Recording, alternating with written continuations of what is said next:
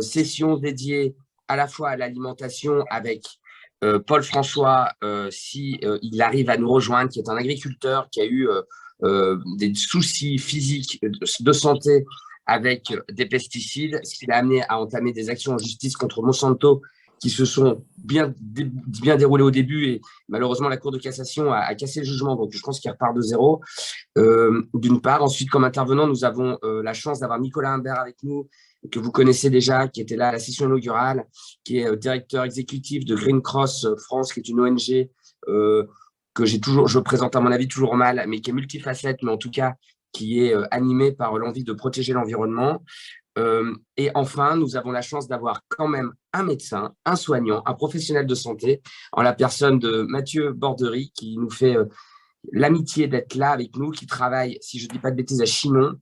Et en fait, ce que je voulais essayer de faire aujourd'hui, c'était toujours laboratoire d'idées, dépasser le constat, dépasser les diagnostics, comment on peut articuler l'alimentation, en sachant que Paul François n'est pas encore là, en tout cas la protection de la biodiversité de nos écosystèmes avec Nicolas, en lien avec un médecin qui travaille dans un hôpital périphérique, si je ne dis pas de bêtises, et il me semble qu'il travaille notamment dans des services de gériatrie. Comment on peut faire le lien entre tout cela? Quelles sont les problématiques de Mathieu?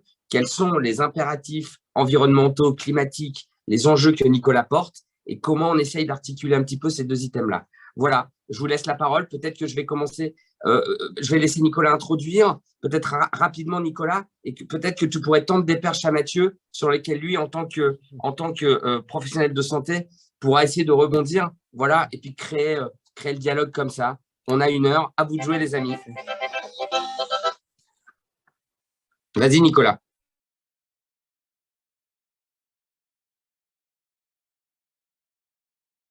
En tout cas, merci à ce vrai Ségur de la santé. C'est plus que jamais essentiel de le faire, de construire un dialogue, de construire un débat et de construire un débat qui soit de qualité.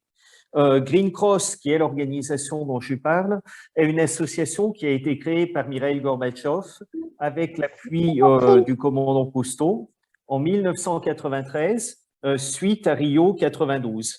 Et ça n'est pas un hasard, parce que les dirigeants de la planète qui étaient réunis pour parler d'environnement à la conférence de Rio ont beaucoup insisté sur 2 thématiques, le futur de l'humanité et notamment la question de la santé, mais aussi la question de la sécurité alimentaire, d'une alimentation de qualité et de montrer à quel point ça contribuait à la préservation de l'environnement. Et il y a un point très commun entre ce qui est en train de se passer maintenant sur l'alimentation et ce qui est en train de se passer sur la santé.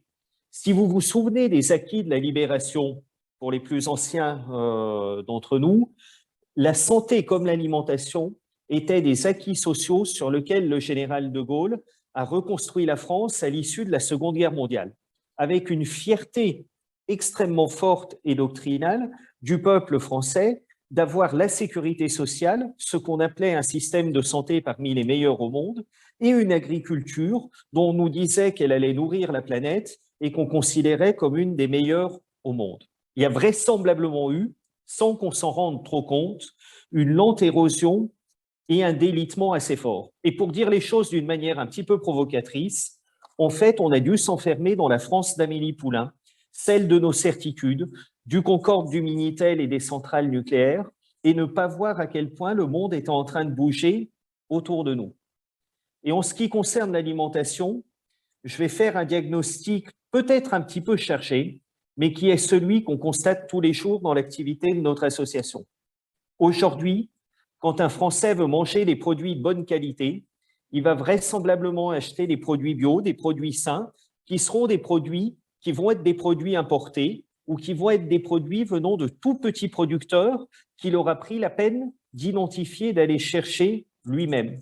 Parce que notre système agricole continue à produire d'une manière industrielle et très monolithique, en grande quantité, des produits de qualité moyenne, transformés de qualité moyenne, et dont au final, plus de la moitié va finir à la poubelle sans rencontrer un estomac humain, et 40% seront effectivement consommés.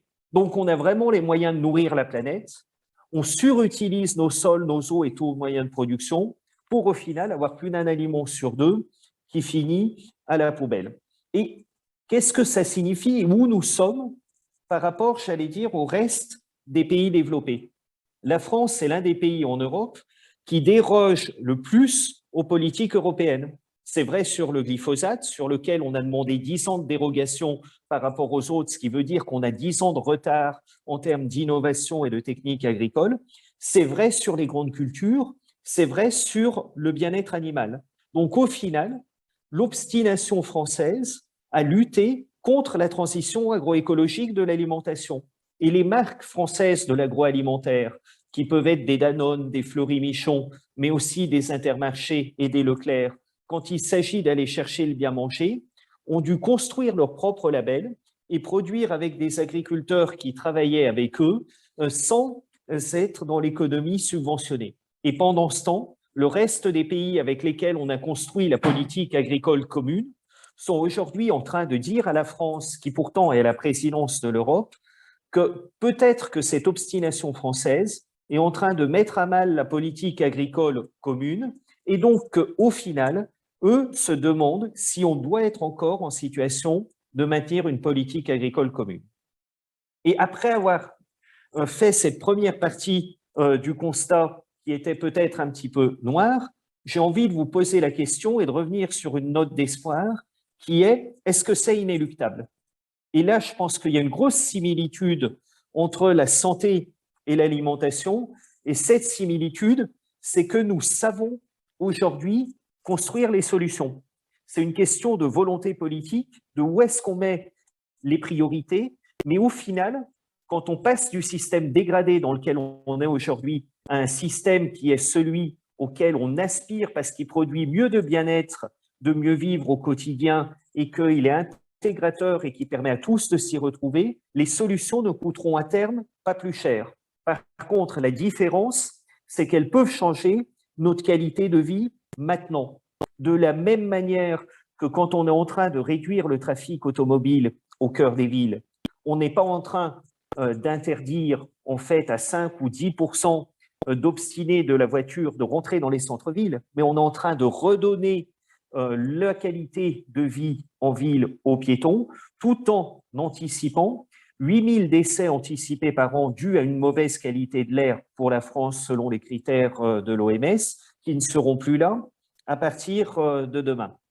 Et au final, ce modèle est un modèle qui est relativement simple et rapide à mettre en œuvre dès lors qu'on en a la volonté.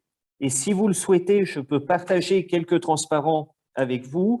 Et si nous n'en avons pas la possibilité technique, ça n'est pas très grave pour moi, mais je pourrais continuer effectivement sans utiliser le partage d'écran. Ce que je te propose, c'est que à ce moment-là, je pense que si tu as les moyens de les donner à Audrey, de les envoyer à Audrey peut-être par WhatsApp, admettons, Audrey, peut-être qu'après, elle peut les partager. Mais je ne sais pas si on est capable de faire ça. Je ne suis pas sûr.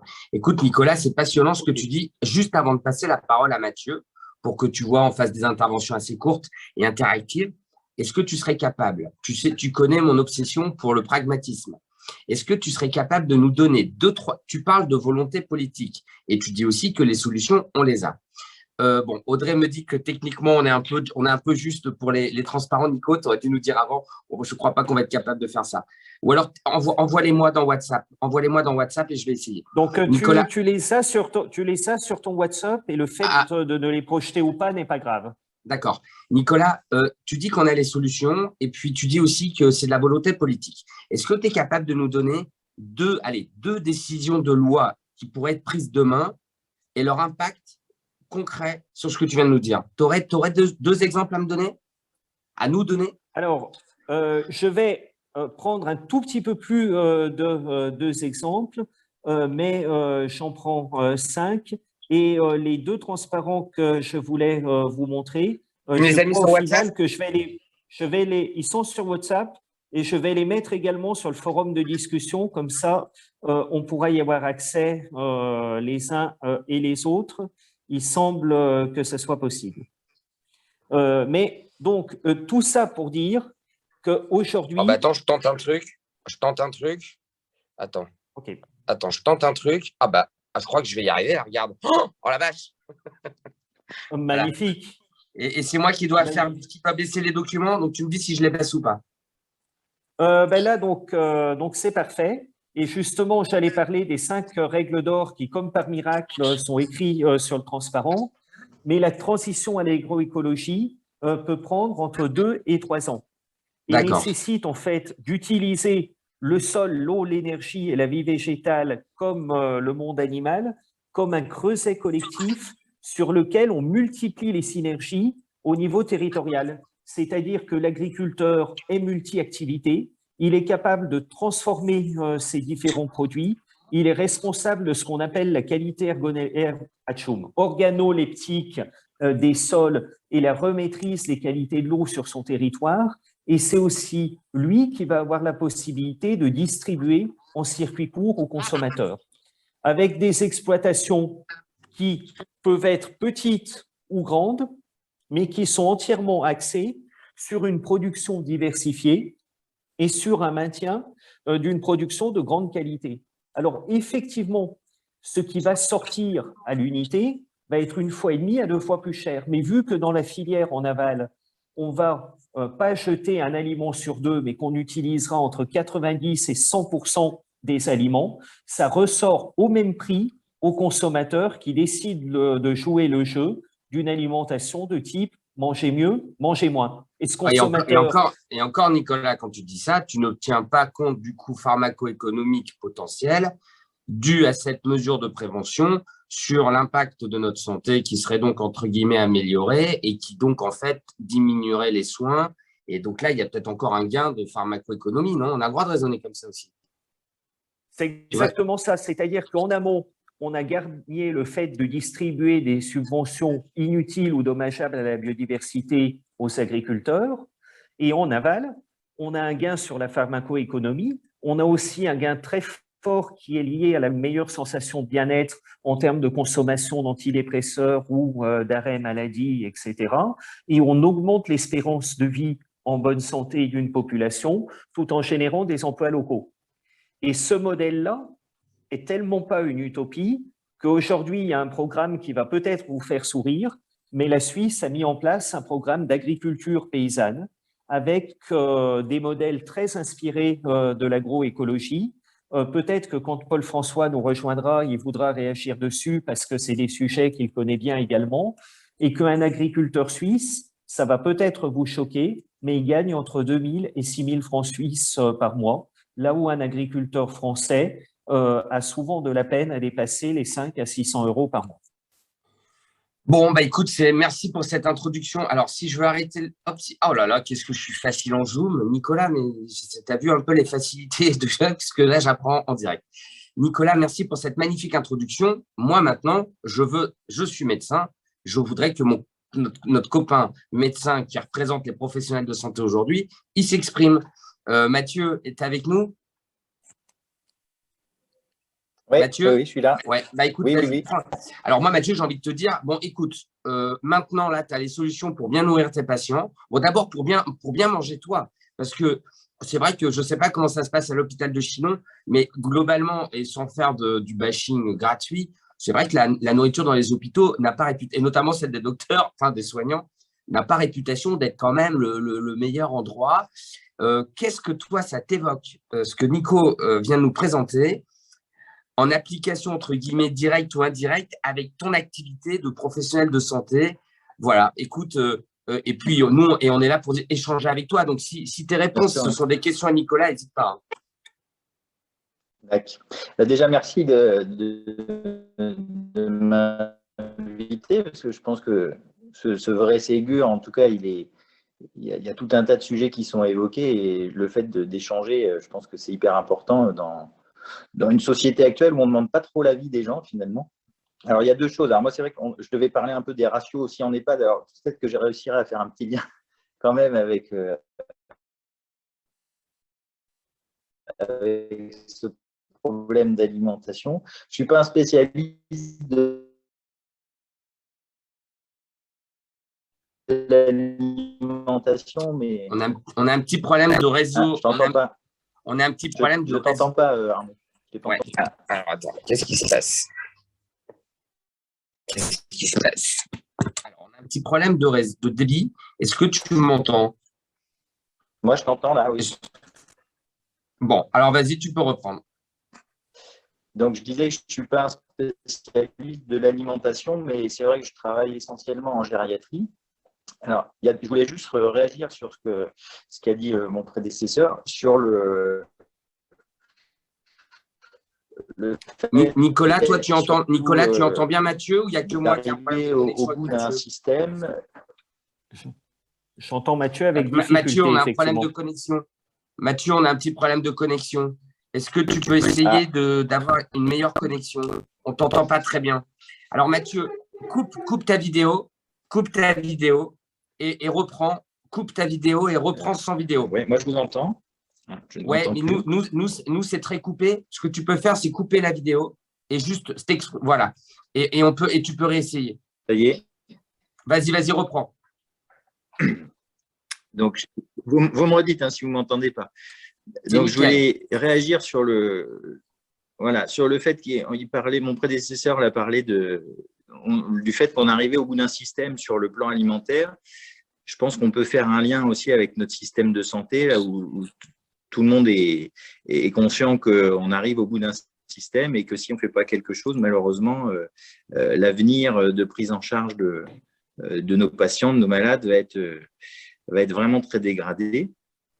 Alors après, en ce qui concerne l'alimentation et la santé, je pense qu'effectivement, ça a un impact majeur.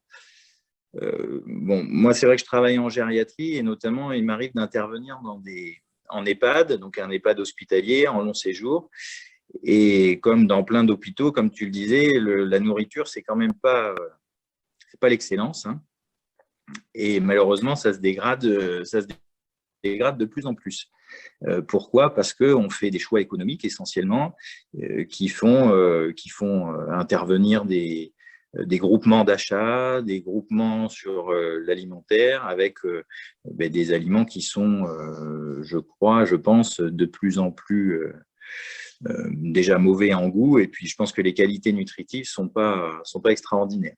Et ça, c'est essentiellement des choix économiques, hein. Moi, pour en avoir discuté pour nos patients très âgés, notamment sur des enrichissements alimentaires, etc., avec nos diététiciennes, elles-mêmes, elles ont une pression économique sur le choix qu'elles peuvent avoir à faire sur les menus, sur l'équilibre alimentaire. Et ça prend tout son sens en gériatrie et dans des structures de soins, puisque des personnes âgées qui, pour la plupart, sont dépendantes des soins qu'on peut leur apporter, dépendantes de l'alimentation qu'on peut leur apporter, si on apporte des aliments de mauvaise qualité ou qui sont sans saveur ou qui ne sont pas adaptés ou peu adaptés, on a des risques évidents pour la santé très, très rapides, des dénutritions, des refus parfois de s'alimenter ou des gens qui ne s'alimentent pas correctement malgré l'implication de tous les professionnels de santé qui sont très avertis sur ce problème nutritionnel, évidemment. Et ça peut avoir quand même des conséquences directes pour la santé des gens. La dénutrition peut avoir des risques chez les personnes âgées d'escarres, etc. Donc, c'est quand même un impact majeur. Alors, donc ça, c'est un impact direct au niveau local. Je pense que des solutions, alors comme disait, j'ai perdu le nom de mon prédécesseur. Nicolas. Voilà, comme disait Nicolas, sur le fait de redonner du sens local, notamment sur des communautés de production locale.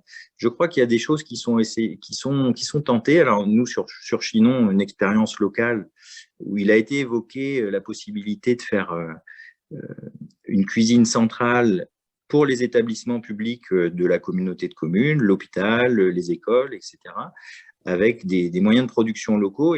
Et je pense qu'en effet, économiquement, alors je ne suis pas un spécialiste, mais je pense que ça doit se défendre.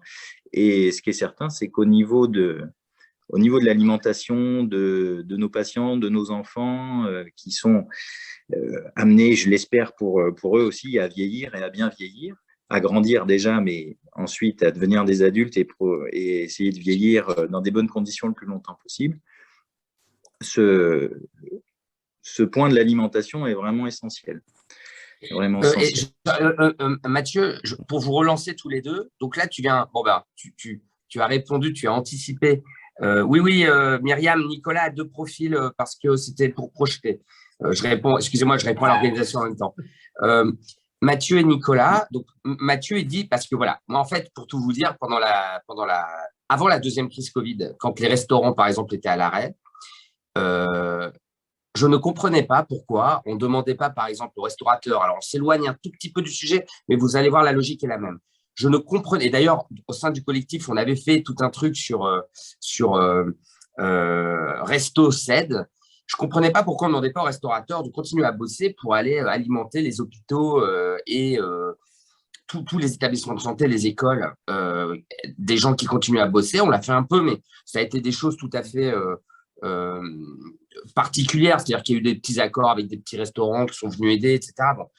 Donc, en fait, effectivement, moi, je me dis, alors, pragmatisme, solution. Moi, je voudrais que les hôpitaux, les EHPAD et les écoles soient directement alimentés en filière courte. Donc, en fait, je voudrais que sur un territoire, on recense les lieux de production d'agriculture bien pensés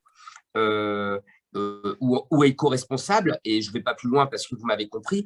Et c'est quoi les obstacles aujourd'hui, Nicolas et Mathieu, au fait que ces réseaux-là deviennent pérennes, deviennent la norme? Est-ce que ça relève des élus locaux, ou alors il faut qu'il y ait quand même aussi une demande des tutelles supérieures? Voilà, Nicolas peut-être, et puis Mathieu juste après, qu'est-ce qui manque pour que ce soit la norme en fait? J'allais dire, il manque une volonté politique de mon point de vue et un changement drastique dans un certain nombre de priorités, mais aussi dans un certain nombre de cerveaux intermédiaires du système. Mais Nicolas, je m'explique. Nicolas, je me permets juste de t'interrompre, hein, c'est très maladroit ce que je fais, mais quand tu dis volonté politique, au plus haut sommet de l'État, coupez vos micros s'il vous plaît, messieurs, dames, volonté politique au plus haut sommet de l'État ou d'élus locaux? J'allais dire à tous les étages, depuis le niveau national jusqu'au niveau local. Au niveau européen, il y a une volonté très très forte d'inflexion de l'alimentation. L'Europe a mis en place un dispositif pour les régions qui est exceptionnel, qui s'appelle les programmes alimentaires territoriaux et les systèmes alimentaires territoriaux. Ça marche pour les écoles, ça marche pour une partie des maisons de retraite qui sont non médicalisées. Très souvent, quand on arrive dans le monde médicalisé, vu d'un acteur associatif, donc j'ai conscience d'avoir probablement tort et de ne pas comprendre toutes les contraintes du système, on va avoir énormément de mal à faire rentrer le fait, par exemple, qu'on va pouvoir transformer des produits et des légumes bio sans forcément les éplucher d'une manière industrielle et standardisée, en étant capable de travailler la matière telle qu'elle est et le vivant tel qu'elle est, plutôt que d'être sur quelque chose qui va être préalablement congelé ou industrialisé, etc. Ce qui fait que du coup, ça va favoriser le poulet élevé en batterie, mais qu'on va avoir énormément de mal à rentrer du topinambour, y compris transformé par un grand chef étoilé, ou à rentrer des coquillages, par exemple, qui sont réputés être des classes sensibles.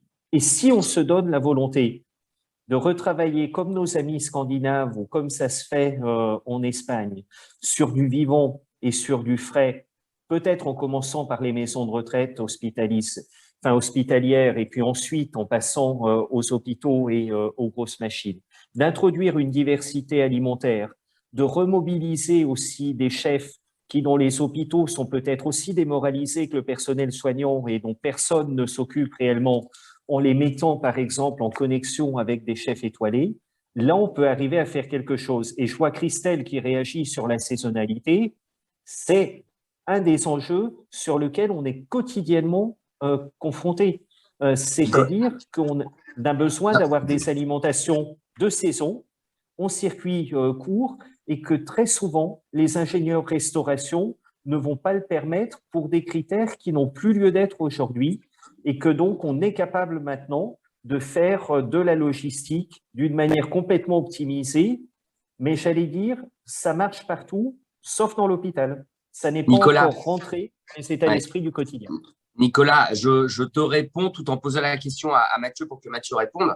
Pourtant, comme tu le sais, Mathieu, c'est à toi que je m'adresse aux deux, mais j'aimerais bien que Mathieu me réponde. Et pourtant, Mathieu va être d'accord avec moi pour des critères économiques dont Mathieu a parlé, mais aussi pour des critères, c'est ça qui est complètement fou dans notre système, pour des critères de normes alimentaires et de sécurité. On va préférer quand même s'orienter vers de la nourriture industrielle, ou en tout cas, excusez-moi, si j'ai un appel, de la nourriture industrielle en prétextant qu'il y aura les bonnes normes. Et je vous raconte une petite anecdote.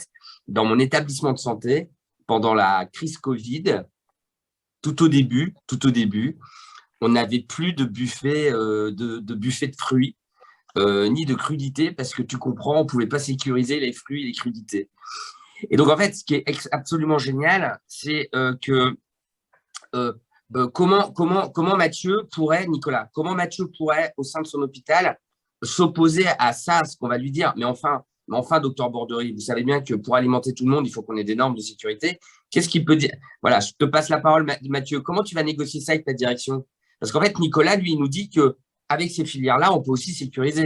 Mathieu, à toi. Comment tu vas négocier? Oui, je peux. Alors, négocier avec les directions, c'est très compliqué en ce moment, mais je pense surtout que la volonté n'est pas là et qu'il y a deux choses.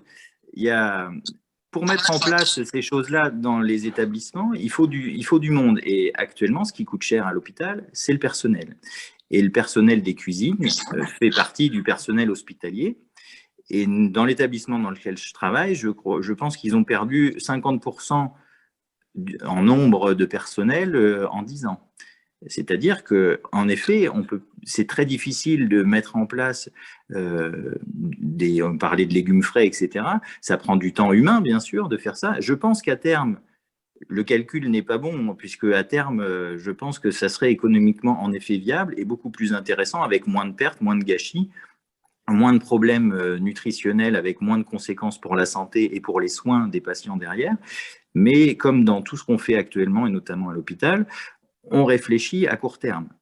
Et sans refonder l'ensemble de ce système-là, et pour vraiment faire une étude économique de ça, je pense que les mœurs ne changeront pas. Et je voulais juste faire une petite anecdote comme la tienne. J'interviens également dans une unité de long séjour à l'hôpital, dans laquelle on a mis en place pour les résidents, sur l'unité sécurisée, donc pour personnes Alzheimer, etc., un petit poulailler. Donc il y a 4 poules. Donc c'est super pour les résidents. Et donc les poules pondent des œufs, puisque c'est des anciennes poules pondeuses réformées. Et ces œufs-là, on n'a pas le droit, on a interdiction de par la direction de les utiliser pour faire des pâtisseries avec les résidents, etc. Donc on ne les jette pas, on se les vend entre nous. Mais c'est pour dire des œufs qui sortent directement d'une poule. Je pense que le risque est quand même extrêmement limité quand on le cuisine immédiatement. Mais voilà, on est dans ces logiques-là, quoi. Contrario, regarde une anecdote plus heureuse. À contrario, à Jeanne de Flandre à Lille, grosse maternité, hein, l'hôpital Jeanne de Flandre, hôpital pédiatrique et de la femme et de la mère et de l'enfant, pardon, à Lille, du CHR de Lille, il y a des ruches, il y a du miel. Et le miel est vendu au personnel. Tu vois, alors là, il y a un truc qui échappe complètement. Je ne sais pas si le miel est donné aux patients hospitalisés, mais c'est vrai que dans mon établissement, moi, j'ai créé le groupe Clinic, CLEANIC, que j'ai un peu, à cause de tout ce qui nous arrive depuis 2 ans, j'ai eu un peu de mal à lancer les réunions, mais je voulais mettre, moi, un poulailler, je voulais mettre des ruches, mais bon, c'est sûr que si derrière, on te sort une norme et qui ne sert à rien, et en fait, ce qui est vraiment énervant, ce qui est un peu rageant, c'est que je lis les commentaires, et en fait, on se rend compte qu'il y a des petites démarches partout qui le font, avec des associations. Mais alors, on accepte des petites démarches d'associations qui viennent amener des repas à droite à gauche, des choses sympas, et en fait, on n'arrive pas à changer de braquet, à upgrader. Alors, quand même, à vous écouter, et puis je vais vous repasser la parole avant qu'on fasse les questions, à vous écouter quand même. Dans le vrai Ségur de la santé, dans la santé de demain, il faut un choc de conscience, un choc alimentaire. Un choc alimentaire, ça fait un peu fin dans le monde, mais en tout cas, un choc d'inventivité alimentaire appliqué à la santé, revoir toutes les filières, je crois, et rendre l'hôpital et le système de santé un peu central, comme d'ailleurs la protection de la biodiversité. Moi je crois que c'est passionnant. Il est moins le quart, on peut encore aller jusqu'à 13h pour échanger entre nous, et ensuite on fera 15 minutes de questions. Je voudrais juste, avant de repasser la parole à Nicolas et Mathieu, passer la parole à Christelle, qui, je crois, avait quand même une question à poser. Christelle est co-animatrice, mais là, elle doit se dire, Arnaud, il ne bouge pas. Donc, en fait, elle reste sur le banc des remplaçants comme en foot, parce que le titulaire est là. Mais la question alimentaire, je vais faire très court. Les propositions concrètes, pour l'instant, les médecins, alors c'est Mathieu, je crois, de Chinon. Coucou Chinon. J'ai été longé longtemps, donc on s'en fout. Ah oui, d'accord. La proposition de la saisonnalité, c'est pas quelque chose de compliqué à faire. Et moi, et d'imposer le pourcentage de produits locaux, c'est quelque chose qui se fait plus ou moins dans les structures hospitalières. Mais il y a une réalité aussi sur les diététiciennes au sein des patients. Elles sont très peu concernées. Elles appliquent purement et simplement des règles qui viennent de plus haut. Mais l'idée de ne pas vouloir imposer de tomates l'hiver et de fraises l'hiver, ça n'a rien de compliqué, sauf que soyons le changement qu'on veut voir dans le monde. Est-ce que parmi les médecins, il n'y aurait pas cette possibilité? Enfin, moi, c'est une idée qui m'est venue de dire, moi, on va prescrire du bien-être aux patients, notamment chez les personnes âgées, de dire, moi, je ne veux plus que mes résidents, ils mangent des tomates et des fraises en plein hiver. Est-ce que ça peut pas... Bien sûr, mais si, on le fait déjà. On le fait déjà, tu sais, sur certains. Enfin, je ne sais pas si Mathieu fait comme ça, mais moi, je sais que dans mon établissement chirurgical, sur certaines carences ioniques, par exemple, on va dire, on va prescrire banane, comme quand on veut prescrire de la Vichy, on peut un petit peu orienter nos demandes médicales en faveur. Je pense que c'est une petite voie. Et je voudrais, est-ce que tu voulais dire autre chose, Christelle? Parce que j'ai une question à poser à Nicolas. D'accord, ok. Nicolas, je voudrais revenir sur les sols de notre territoire. Et Mathieu, tu reprends la parole tout de suite. Tu sais, Nicolas, je ne sais pas si on va réussir à faire la session avec Stéphane Linou. Tu as lu comme moi, il émet quelques réserves. C'est un spécialiste de l'alimentation. Nicolas, c'est bien cela. Stéphane m'avait dit que sur un territoire donné, en fait, français, sur 100% de ce qu'on consomme, 2% est produit localement et on importe sur le territoire 98%. Est-ce que tu peux... C'est ça la proportion? C'est à peu près ceci en permanence. Et ça pose des problèmes de sécurité alimentaire, y compris dans la continuité d'approvisionnement et dans le fait de faire face à une crise majeure comme ce qu'on a vécu avec la Covid-19. Et là, actuellement, donc, je ne prends pas l'appel de France métropolitaine, mais je le prends de Nouvelle-Calédonie, sur lequel on travaille sur des programmes de résilience alimentaire dans les îles, puisque vous voyez que dans les îles, si les productions locales ne sont pas au top niveau toute l'année, si les bateaux n'arrivent pas, on pourrait très très vite avoir des problèmes de continuité d'alimentation qui se reposent. Et dans 3 mois, il va y avoir le sommet de Davos sur les enjeux économiques de la planète. Et un travail qui a été fait par le World Economic Forum en prévision de Davos nous montre que les pénuries alimentaires font partie des 10 risques majeurs de l'année 2022-2023. Et là, par exemple, vous en êtes peut-être pas rendu compte, mais on en stresse sur les tomates, on en stresse sur le blé dur et on en stresse sur le citron, ce qui pose des problèmes immédiats. Tu sais, Nicolas, oui, ça veut dire qu'en fait, je rebondis un peu, et on va repasser la parole à Mathieu. Ça veut dire qu'en fait, si on favorisait ces filières courtes-là, évidemment, on développerait les productions locales. Ça nous rendrait, et ça, les gens ne connaissent pas cet item-là, mais on l'a tous bien connu avec le problème des masques, le stock d'état de masques ou le stock de sécurité de matériel. Il faut comprendre qu'en fait, les enjeux sont aussi de raisonner en stock de sûreté, en stock stratégique d'alimentation. Et c'est vrai que développer des filières courtes comme cela, ça permettrait en une mesure, Nicolas, à la fois de mieux manger et de gagner en intérêt pour les patients, et surtout ça permettrait effectivement de renforcer ce stock stratégique, c'est bien ça? C'est très vrai sur l'amont, mais c'est aussi vrai sur l'aval. C'est-à-dire qu'aujourd'hui, il y a un stock qui est énorme et que les hôpitaux ne maîtrisent pas. C'est la quantité de nourriture jetée qui doit être traité comme un déchet toxique parce que souillé. Donc là aussi, si vous faites le lien entre ce que vous observez dans la réalité et la manière dont on pourrait traiter les choses, peut-être que des questions se posent, parce que je ne suis pas sûr que tous les hôpitaux passent les déchets alimentaires à l'autoclave ou à la pyrogazéification. Et le volume de déchets, très souvent, représente 40% des intrants. avec des emballages qui sont mélangés avec des aliments non utilisés, etc., avec des coûts de traitement qui sont faramineux. Donc, si on récupère ce budget pour une alimentation de plus grande qualité, là, on peut arriver à faire quelque chose de massifié. Et ce qui est prodigieux, et je vous ai mis en fait sur le forum de discussion un petit manuel qu'on a fait avec un fournisseur de la restauration commerciale qui fait 50% du marché. Mais aujourd'hui, les restaurants sont en train de faire d'énormes progrès très rapidement pour devenir ambassadeurs de leur territoire, beaucoup plus local, de saison, diversifié, etc. Si à travers les comités d'aidés et tout le travail qui est fait au quotidien par un personnel très motivé, qui s'investit, qui est en train de faire entrer des assos, des initiatives, on arrive à émuler ne serait-ce que les pratiques des restaurateurs locaux, peut-être d'ailleurs en allant à leur rencontre quand ils ont envie de donner des menus ou des produits, comme ça se fait parfois pour certaines maisons de retraite non médicalisées, on va déjà fournir un premier pas très fort. Et moi, on n'a pas le temps d'en parler tout de suite, On mais fera des mon sessions. prochain défi, il est sur tout ce qui concerne l'amont et le bien manger dans l'utilisation de la médecine préventive.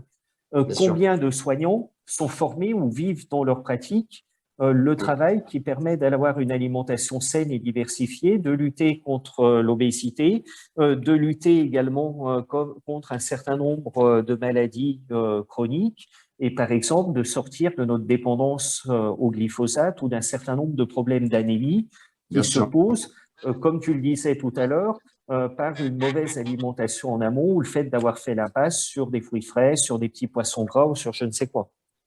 Nicolas, c'est passionnant. Je vais repasser la parole à Mathieu parce que c'est absolument passionnant. Alors, à chaque fois, je fourmille de questions quand je t'écoute. J'en ai surtout une, donc je vais la poser à Mathieu. Mathieu, parce que tu vois, moi, l'idée qu'il faudrait avoir, et tu vas comprendre qu'en fait, cette idée-là, après, elle peut se développer sur d'autres items. Moi, je considère que l'hôpital de demain, ou le système de santé de demain, ça, on est tous d'accord. L'hôpital de demain, probablement que dans le hall de l'hôpital, à côté du bureau des entrées, il devra probablement y avoir un bureau de l'ARS en lien avec directement l'hôpital et les patients capables de donner le parcours de soins sur un territoire ou à la personne qui arrive avec son QR code, bam, qui prend le parcours de soins de ce qui l'intéresse, bureau de l'ARS.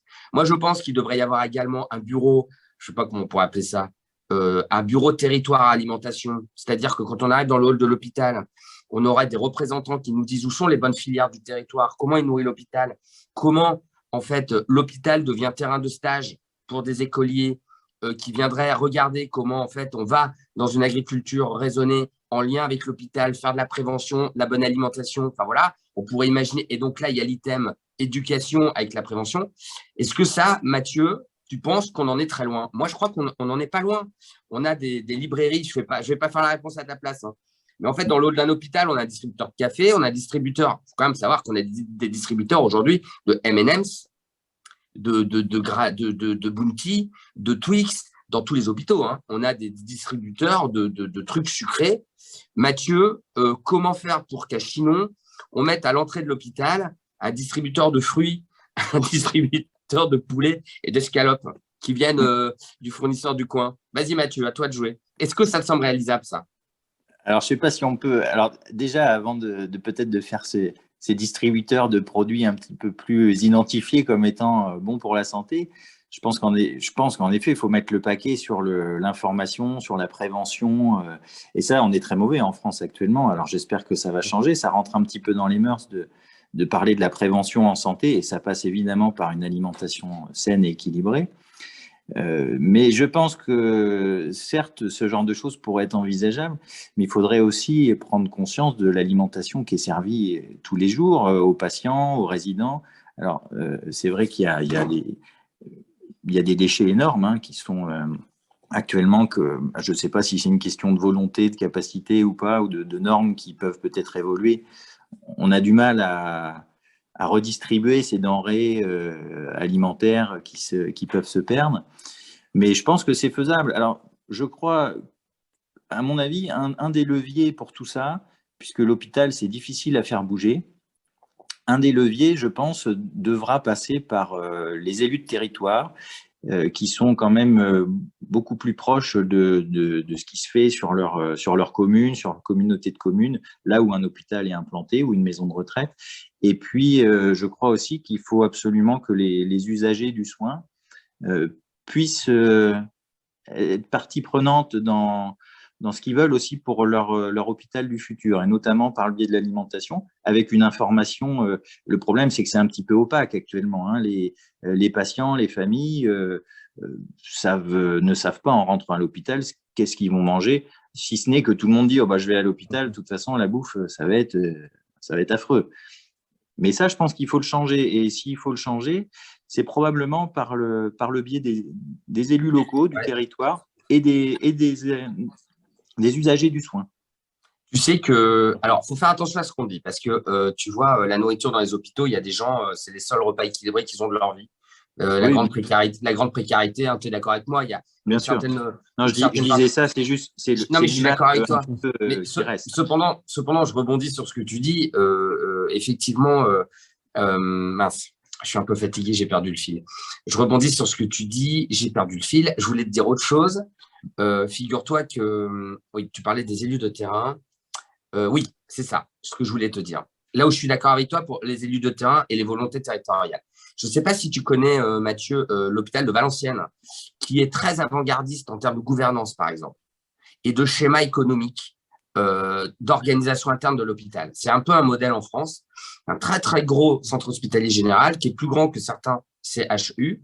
Bah, écoute, les dirigeants de l'hôpital de Valenciennes, ils ont demandé à personne pour organiser comme ils voulaient leur hôpital. Tu as le sentiment que s'ils avaient envie de développer de la filière courte, ils le feraient. Et donc là, je te rejoins, il y a aussi une vraie volonté locale, territoriale. Ce qui me gêne, c'est que si tu veux, quand on dit ça, c'est que du coup, c'est un peu au bon vouloir des élus locaux. Alors ça, c'est un peu rageant, parce que tu vois, c'est un petit peu comme les applications numériques pour permettre la sécurité des soins quand un patient sort de l'hôpital et qu'il rentre chez lui. Il y a des territoires en lien avec des CPTS, tu sais, ils ont vraiment des outils numériques incroyables, mais bon, dans un autre territoire, ils ne l'auront pas. Et en fait, il y en a marre de ça en France à la santé. Ce côté, en fait, on n'a pas tous les mêmes chances. On n'a pas tous, tu vois, ça, c'est assez régulier. Et puis enfin, juste, je voulais vous raconter une anecdote à Nicolas et toi. Je ne vais pas vous dire où c'est, mais dans un endroit pas très loin de chez moi, à la cantine du midi, les usagers, enfin les soignants qui vont manger trient, c'est-à-dire qu'ils mettent d'un côté le plastique, les emballages de leur plateau repas, et de l'autre côté les déchets organiques, et puis ils trient tout. Et puis en fait, on s'est rendu compte par hasard que au dernier moment, c'est trop compliqué après sur la gestion des déchets, donc tout est mélangé. Donc parfois, on fait croire aux gens qui trient. Et puis, donc la volonté, elle est fondamentale. Alors, je suis surveilleur, c'est vraiment passionnant. Hein. J'ai envie de vous dire qu'il faudra faire 2 sessions alimentation, c'est passionnant. Bon, il est 59. Est-ce que 59. Alors, pardon, Christelle et Cécile, si elle est là, est-ce qu'il y a des questions dans la boîte de discussion à adresser à Nicolas et Mathieu? Moi, j'en ai une. Mathieu, dans ton hôpital, je te tutoie, hein, excuse-moi. Oui. Qu'est-ce que tu penses mettre comme action en place? Moi, j'ai plein d'idées. Hein. Mathieu ne va pas regretter d'être venu. Cécile, Christelle, tu pourras vérifier, excuse-moi Mathieu, avant que te laisse, tu pourras vérifier s'il n'y a pas des questions dans la boîte de dialogue? Vas-y Mathieu, on t'écoute. Alors, nous, on a déjà mis des choses en place, mais alors, plus sur le côté des hébergements, c'est-à-dire, j'entends par là la maison de retraite qui fait partie de l'hôpital, qui est médicalisée, et le long séjour, sur lequel on a un petit peu plus de marge de manœuvre, notamment, il arrive régulièrement qu'on met en place, alors c'est des actions ponctuelles, mais des repas à thème qui sont justement réfléchis dans l'idée d'un repas de saison adapté aux problématiques de nos résidents, hein, qui peuvent avoir des troubles alimentaires, etc. Et ça, c'est des choses qui se mettent quand même en place avec le concours des diététiciennes, qui malheureusement sont aussi très, très débordées, puisqu'en sous-effectif, et c'est compliqué de mettre en place des actions comme ça sur l'ensemble d'un hôpital pour l'instant. J'espère que ça pourra faire tache d'huile, et qu'on pourra le faire aussi dans des milieux un petit peu plus, sur des soins un peu plus aigus, où c'est bon. C'est vrai que la priorité est actuellement donnée aux soins curatifs immédiats et un petit peu moins aux à côté. Et Mathieu et Christelle et Nicolas, ça me fait penser, tu vois, on trouve ça complètement normal. Enfin, nous, ça se fait de moins en moins chez nous, mais qu'à Noël, il y ait, entre guillemets, l'amélioré de Noël. L'améliorer, le repas amélioré de Noël. On pourrait tout à fait imaginer qu'il y ait l'amélioré de janvier, l'amélioré de février, de chaque mois dans un premier temps, et puis que petit à petit, ces améliorés-là, en termes de saisonnalité, qualité, filière courte, deviennent la norme. C'est peut-être un peu comme ça qu'il faut passer. Enfin, je me pose la question. Bon, mais c'est vraiment passionnant. Alors, est-ce qu'il y a des questions dans la salle? En tout cas, juste pour rebondir, ce que je veux dire, c'est que ces repas qui sont identifiés, alors nous, qu'on peut faire de temps en temps sur des choses un petit peu qualifiées d'extraordinaires, parce que ça sort de l'ordinaire, c'est tout de suite très, très bénéfique sur le plan de l'alimentation auprès de nos résidents, parce que là, généralement, il ne reste pas grand-chose dans les assiettes. Et par ailleurs, sur le plan psychologique, avec une vraie envie, qu'on s'occupe de l'alimentation, de leur alimentation et de leur bien-être. D'autant plus, Mathieu, que je ne suis pas gériatre, mais pour avoir une population de patients âgés dans la clinique chirurgicale, la dénutrition est un vrai problème. C'est-à-dire que j'imagine qu'on travaille à peu près de la même manière. On fait un dépistage systématique de la dénutrition et c'est inimaginable, en fait, en lien avec probablement la précarité sociale. Mais en fait, le niveau de dénutrition dans la population, il est quand même assez important. Vous dépistez systématiquement ça aussi, Mathieu, j'imagine? Oui, on le dépiste systématiquement. Alors, ce qui a été aussi, c'est un peu multifactoriel, mais pour des résidents, nous, un peu au long cours, là, sur le long séjour, alors ça n'a rien à voir, mais on a eu une période, une dénutrition un petit peu aiguë, alors qui est peut-être commune à plein de gens, au moment du premier confinement, où on avait bien sûr très peur de ce virus pour nos personnes âgées, et où ils ont été très isolés, beaucoup plus isolés que d'habitude, et on a eu un impact direct en un mois de temps, avec des pertes de poids, malgré la vigilance de tout le monde. Et ça, c'est vrai que c'est un peu multifactoriel, la dénutrition, je pense, en tout cas chez les personnes âgées, mais c'est vrai que c'est quelque chose qui peut aller très, très vite. Il y a une question. Et donc, il y a une question par rapport au fait que de faire venir de plus loin, d'importer, ça coûte moins cher que de consommer local. Est-ce que quelqu'un pourrait répondre? On va laisser répondre Nicolas, je pense, mais j'ai une idée de la réponse. Nico, tu peux nous répondre à ça? En fait, il y a un certain nombre de lieux communs comme ceux-ci qui circulent. Parce que les gens ne regardent pas, en fait, qu'est-ce qui est vraiment attendu. C'est sûr que si on veut effectivement avoir des fraises en décembre, eh ben, très clairement, on va les importer du Kenya, on va les importer d'Éthiopie. On n'aura d'ailleurs aucune des qualités nutritionnelles qu'on recherche dans les fraises. Donc, le nutritionniste qui fait ça, c'est complètement planté parce que dans le produit, il n'y a pas ce qui est écrit sur l'étiquette, vu que tout s'est perdu en route dans les frigos. Et par contre, effectivement, on aura l'impression que la fraise est moins chère. C'est juste qu'elle était hors saison. Et donc, systématiquement, quand on rechange les menus, il existe des programmes de formation qui permettent d'éviter de passer outre ces lieux communs. Très souvent, par exemple, dans les cantines scolaires, le gros avantage des cantines scolaires, c'est qu'on peut faire beaucoup plus d'expérimentation que dans les hôpitaux et de démonstration. On nous explique que c'est hyper compliqué de passer de 4,20 € à 3 € sur les coûts repas.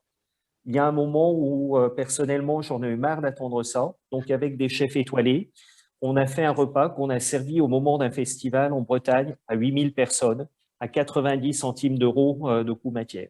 Et pour ce prix-là, ils avaient de la pomme de terre locale, de l'oignon qui était à moins de 30 km, ils avaient des huîtres, ils avaient des coques, ils avaient des sardines, le tout pêché à moins de 30 km dans d'excellentes conditions de production. On a mis 2-3 épices qui venaient de l'autre bout du monde pour que ça soit vraiment un repas de fête, et on était à moins d'euros de coût matière. Autre solution très simple, l'humain est flexitarien. Donc, de temps en temps, on se pose la question des interdits religieux et on arrive à faire des variantes de repas par interdit religieux avec une diversité extrêmement impressionnante. Mais une manière de résoudre le problème définitivement est de proposer à tout le monde un repas végétarien, mais qui ne soit pas un repas végétarien puni, qui soit extrêmement bon. Et là, de la même manière, on est en train de retravailler sur des textures et sur des formes d'acquisition de compétences pour avancer. Donc, avec un peu de formation, beaucoup d'informations et beaucoup de volonté, on peut agir. Moi, j'aurais envie de vous lancer un défi en termes de personnel soignant, c'est de se dire, qu'est-ce que vous pouvez faire parce que vous allez apporter le midi ou parce que vous allez apporter sur les gardes de nuit qui, à la limite, peut convaincre l'un de vos collègues ou l'un de vos voisins. Et l'enjeu qui peut être celui qu'on relève en fait pour le collectif est de se dire comment est-ce qu'on arrive à faire de l'hôpital un lieu de manger sain. Et Mathieu l'a très très bien dit, effectivement sur la prévention en santé, on est en retard, mais si on commence par avoir à l'hôpital un lieu du manger sain, ça sera d'autant plus facile de remonter la rivière et d'aller chercher effectivement à faire de la prévention. Nicolas, je mettrais un bémol. Ouais, pardon, vas-y. Et un jour, et j'en termine là-dessus, peut-être qu'on utilisera aussi plus de l'organique, y compris dans les soins. Et là, actuellement, je suis dans le Pacifique, où on a une biodiversité absolument extraordinaire. Et l'utilisation de l'organique dans les soins, ça se fait certes à Fidji, mais ça se fait aussi en Nouvelle-Zélande, en Australie. Les Belges et les Suisses ont autorisé récemment un certain nombre de substances et de techniques qui restent interdites en France et qui ont beaucoup moins d'effets secondaires sur les organismes. Sur ce que tu avais fait pour 8000 personnes, tu n'as pas parlé de la bière. Il y avait quand même la bière locale ou pas? Ça, c'est quand même une question importante. Alors, malheureusement, c'était à Brest. Donc, on était coincé et sur la bière et sur les vins. Mais l'avantage, c'est que vu qu'il y avait pas mal de clients qui sont des buveurs habituels, les flux logistiques existaient bien pour faire arriver la bière du Nord et les vins du Sud. OK. Deuxième question, juste un petit bémol et puis Cécile, tu vas poser ta question. Et puis après, j'aimerais bien que Mathieu y conclue. Et je voudrais que Christelle Baldel coupe son micro parce que j'arrive à reconnaître son rire. Nicolas, tu sais, on doit faire attention au-delà de l'hôpital. Tu sais, quand on dit oui, les fruits et légumes, etc., il y a quand même des gens pour qui c'est le dernier des problèmes. Pour des raisons économiques, aujourd'hui, alors c'est peut-être, encore une fois, des interdits qui n'ont pas lieu d'être. Mais tu vois, après, ça, c'est à mettre en lien avec le niveau d'information, d'éducation. Tu sais, aujourd'hui, comment s'affranchir de ça? Du fait que la belle alimentation, la bonne alimentation peut être perçue par une certaine catégorie de population comme un problème de riches. Et pour des gens, je suis désolé, je fais un peu l'avocat de ces gens-là, c'est vraiment le dernier des problèmes. Je vais faire une réponse très provoque. Ouais. Quand on donne aux gens du pain de type avec de la farine blanche de type 65 qui est bourré de glyphosate, on sait très bien que l'organisme ne va pas assimiler le pain de par la présence de glyphosate. Donc, on assume d'avoir des gens anémiés à qui on va donner une alimentation qui va les rendre à la fois obèses et continuer de les rendre anémiés. Et quand on retravaille sur le bien manger et sur des apports diversifiés, on a ce mérite-là de montrer qu'une alimentation de qualité est accessible à tous et ne sera pas moins chère. Quand on utilise, par exemple, des parties carnées, on va retravailler sur le fait de ne pas toujours sortir du steak ou de ne pas toujours sortir du jambon, c'est-à-dire la partie noble d'un animal de mauvaise qualité, mais de travailler sur toutes les parties d'un animal de grande qualité. Et ça, on ne s'en rend pas compte, mais c'est de l'innovation culturelle, c'est de l'innovation culinaire, au même titre que c'est une certaine forme de retour à la tradition. Et donc, pour quelqu'un qui travaille à la gériatrie, il y a un truc génial à raconter aux patients. Et pour faire de la formation, il y a aussi des choses qui sont extrêmement bonnes. Et dernier point, rapidement, je vais Nicolas, répondre sur les intolérances au gluten. Ce n'est pas un problème de qualité de la farine, l'intolérance au gluten. C'est simplement que le glyphosate se fixe sur le gluten dès lors qu'on met de l'eau et va pénétrer plus profondément dans le corps. Donc aujourd'hui, on commence à avoir des travaux, mais malheureusement trop peu de travaux français sur le sujet. Et moi, je suis toujours surpris que quand on travaille sur ce sujet avec des industriels français, les sources de connaissances, elles sont aux États-Unis, elles sont en Suède, elles sont en Italie, et on n'arrive pas à les trouver en France. Bon, on ira les chercher, Nicolas. On ira les chercher. Il nous reste 4 minutes pour la question de Cécile et la conclusion de Mathieu. Cécile, vas-y, le plus court possible. Non, juste deux commentaires très rapides. Je pense que l'alimentation, c'est un soin qui vraiment sera intégré plus largement, beaucoup plus systématiquement. Pas perdre la notion de plaisir et de convivialité pour le patient, parce que c'est vrai qu'en fait, bien s'alimenter, c'est pas forcément des solutions de riches, entre guillemets. Je pense qu'il y a des choses simples qui font que c'est possible.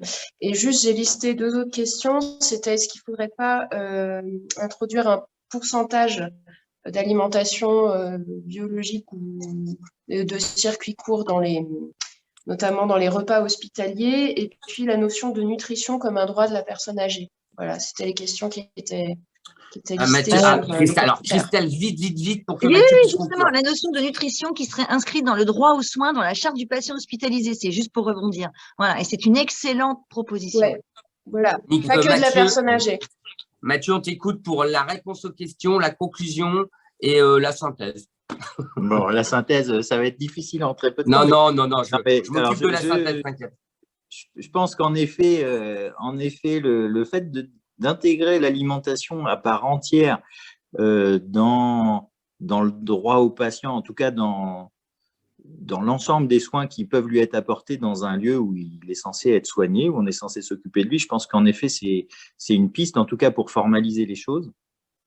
Après, tu parlais tout à l'heure, je voulais juste rebondir sur… Tu disais que c'était un peu insupportable qu'on fasse quelque chose à un endroit sur la santé en France et pas la même chose dans d'autres régions, mais je pense que, au contraire, les initiatives locales peut-être sont amenées à faire tache d'huile et puis plutôt à se répandre. Et c'est peut-être par ce biais-là, plutôt que par un biais vraiment national et très figé sur ce qu'on doit faire dans un hôpital, dans un EHPAD, que peut-être on arrivera à étendre les choses. Et puis, pour conclure un petit peu, je pense que les décisions actuellement, qu'elles soient là c'est le thème qu'on a choisi, mais je pense qu'il faut absolument qu'elles soient portées dans nos domaines par la notion de soins et pas uniquement par une notion de budget, puisqu'on l'a bien dit, il y a des alimentations saines qui peuvent être économiquement viables dans des structures de soins, et ce qui prime au bout, c'est quand même le soin qu'on peut apporter à un patient et à un malade. Et je pense qu'il faut absolument trouver des solutions pour que l'objectif soit de bien soigner les gens, et puis autour, bien sûr, encadré dans une certaine notion de budget pour ne pas mettre… parce qu'il n'y a pas que la santé dans la vie, bien sûr, mais je crois que c'est quand même important de ne pas perdre l'objectif du soin et du malade ou du patient qu'on a au bout de la ligne. Mathieu, merci beaucoup pour cette session que j'ai trouvée tellement riche, tellement intéressante. Merci Mathieu d'avoir joué le jeu de la diagonale, parce que on t'a pas facilité la tâche. Merci à toi. Nicolas, merci de nous aiguiller, de nous conseiller, de nous orienter et de nous rassurer, parce qu'en fait, tu nous rassures. On a les solutions, on se met des interdits, il faut de la volonté politique. Alors, la volonté politique, c'est simple, hein, c'est nous. Hein. Il suffit de bien voter. Bon, il va falloir qu'on explique à ceux qui organisent ce qu'ils doivent faire pour qu'on puisse voter pour eux. C'est rigolo ce concept. On va leur dire ce qu'ils doivent faire. Alors, on va vérifier qu'ils le font, puis après, on va voter pour eux. Non, mais c'est un clin d'œil, hein, c'est un clin d'œil. Merci à tous les deux. Merci Cécile et merci Christelle. Merci aux gens qui étaient là. Il n'y avait pas grand monde, mais j'ai l'impression qu'il y a eu un problème avec le lien. En même temps, les images de sodomie et de levrette avec du son russe, peut-être à décourager certaines personnes. Je ne sais pas, mais c'était terrible. C'était trash de chez trash. Vous n'avez pas vu ça? On a été piratés en début de session. Je suis assez fier de moi parce que pour répondre à Myriam et Audrey, c'est moi. Les filles, je ne peux pas vous répondre dans le groupe WhatsApp quand on est en plein live. Donc, j'ai enlevé un par un toutes les consonances. Ça avait l'air d'être un langage de pays de l'Est. Je ne sais pas trop. Bref, merci à tous. Sincèrement, on ne peut pas s'arrêter là-dessus. Hein. Donc, il y aura forcément un acte 2. Il y aura un acte 2. Je crois que c'est fondamental. Il est 13h15. On tient les délais. C'était la 4e audition du vrai Ségur de la santé avec vraiment une qualité d'orateur extraordinaire. Je suis tellement fier d'avoir réussi à organiser ça avec vous. Vraiment, c'est phénoménal. Nicolas, merci. Mathieu, merci. Et tous les deux, je vous le dis, ce n'est que l'acte 1. Préparez vos agendas, on va recommencer avant fin mars. Ce n'est pas possible de s'arrêter là-dessus. Merci à tous, passez une bonne journée. Et je voudrais juste te dire quelque chose à tous les gens qui interviennent dans la boîte de dialogue. Si eux aussi aimeraient beaucoup plus s'exprimer, on a plusieurs possibilités, notamment tous les soirs sur la page Facebook, de faire un live, ce qui pourrait être un live sur le sujet du midi, et on redébriefe entre nous, et on refait de l'échange. Je ne peux pas dire mieux, moi je l'ai proposé, on est même prêt à faire un planning pour ça. Donc, en fait, je ne veux voir aucun message de « ouais, c'est toujours les mêmes qui parlent ». Tout le monde peut parler. Bon, évidemment, il y a des guests. Hein. Mais vous voyez bien on va chercher des gens en Nouvelle-Calédonie. Hein. Bon, mais ça nous coûte cher. Hein. Amitié, Nicolas, amitié, tout le monde. Merci, Mathieu. À très vite. À très vite. Merci pour votre bienveillance et puis pour votre confiance. À bientôt. Merci à tous. Bravo. À bientôt.